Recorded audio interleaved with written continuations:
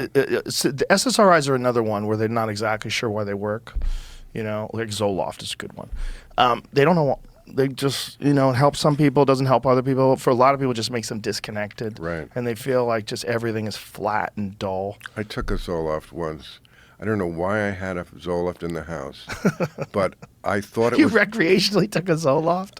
I did not I thought it was a sleeping pill. Oh. Because Zo and Loft. I was Right. like, oh, this... Must be.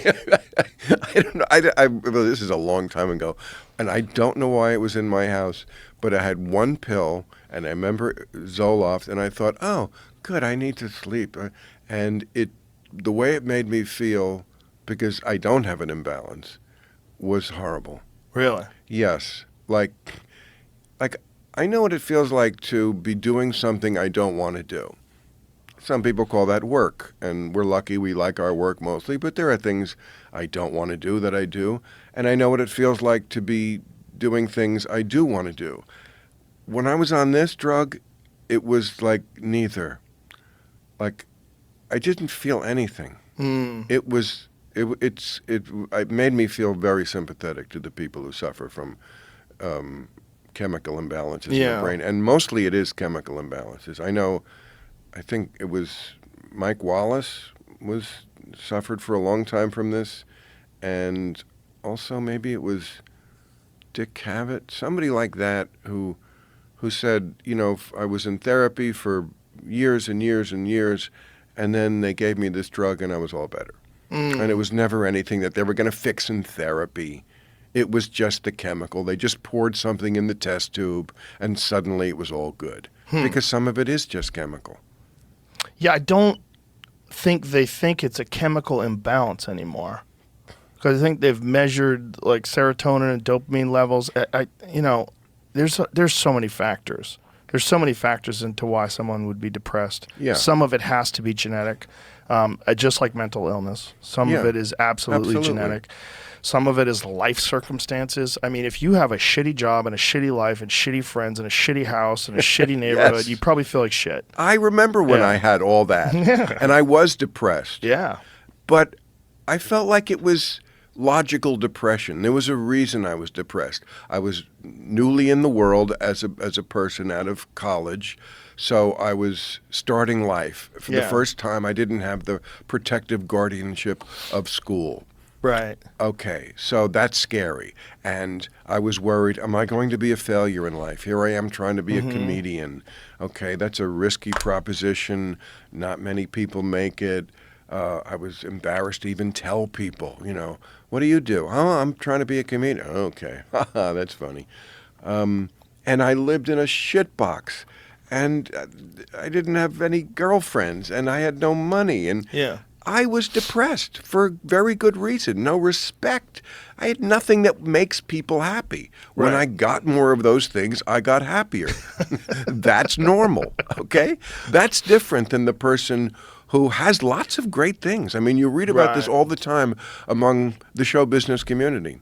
And people, I'm sure, all the time say that, why is this guy depressed? He must be on top of the world. Right. And, and no, he had to quit the tour because of mental health issues. He was depressed. People are lining up to see him in fucking arenas, and he's depressed.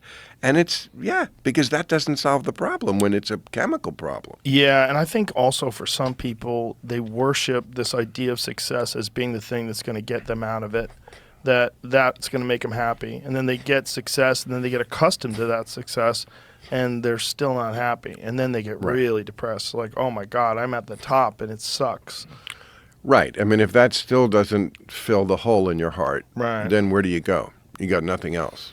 Yeah, I always wonder. I mean, I think these things vary very widely. And I always wonder, like, what is their life like? What are their friends like? What's their family like? What do they do for activities? What are they eating? Are they sleeping well? Like, are they doing anything to mitigate it, to put themselves on a path, that gives them some sort of a feeling of accomplishment in life, a feeling of like, and I don't mean accomplishment in terms of like material possessions, but like you're doing something. You're getting something done. A reason to get up in the morning. Yeah, something that you really enjoy and gives you joy. and it gives you happiness and satisfaction. There's a lot of people out there that don't have that. You know, like you said, we're really lucky that we Yes. have jobs that we enjoy. We love what we do.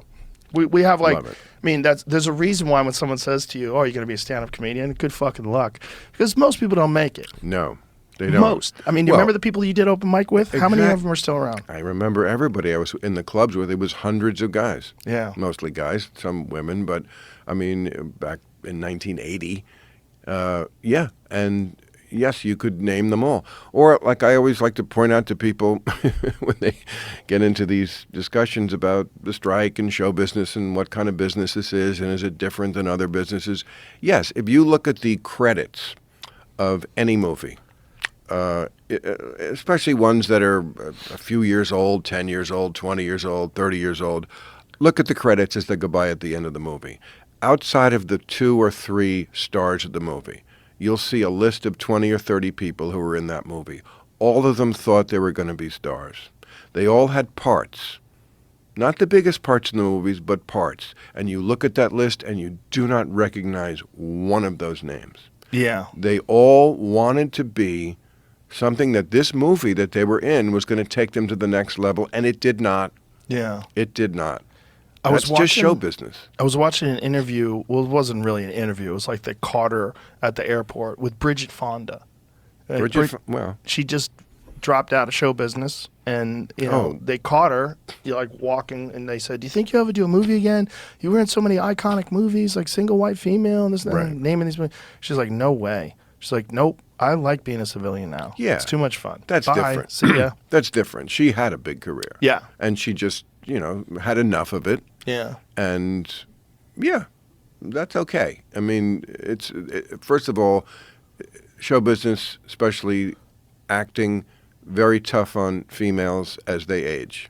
Sure. We just know that. Yeah. I mean, you have to be iconic Yeah. to be working in your 60s like Meryl Streep. Right. Because, especially if you're the leading lady, I mean, Right. they have no problem pairing a 60-year-old guy with a 35-year-old woman. Right. That's just the way it is Yeah. in movies, or at least it has been.